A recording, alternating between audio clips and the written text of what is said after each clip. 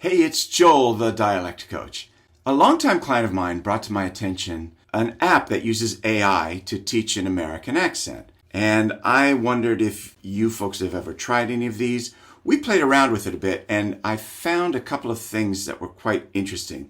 First of all, it purports to guess your accent by having you read a short passage. So I read it 2 or 3 times, and it did peg me as mostly American, but it also sort of hedged its bets and said I might be Brazilian, Chinese, Spanish, or Russian. So I found that quite interesting.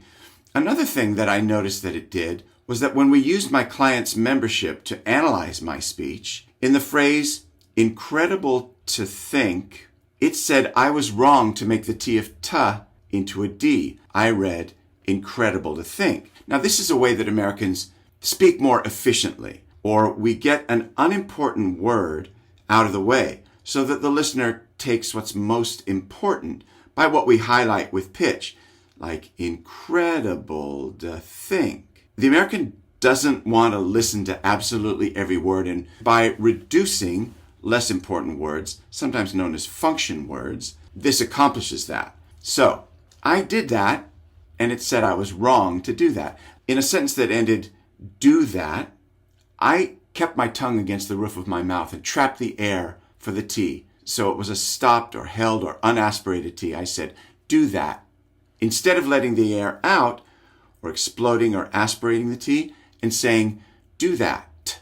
Some Americans explode the T, but if you want to sound like a natural American English speaker, you'd be better served to stop as many T's as you can. Because if an American hears exploded T's all over your speech, they might think, maybe this person's from New York, or maybe they have an accent and might feel compelled to ask about it. So, if you're a person who really wants to sound like a native American English speaker, or if you want to avoid getting the question, where are you from? You might want to work with a human dialect coach or speech therapist who can help you determine when to use which sounds.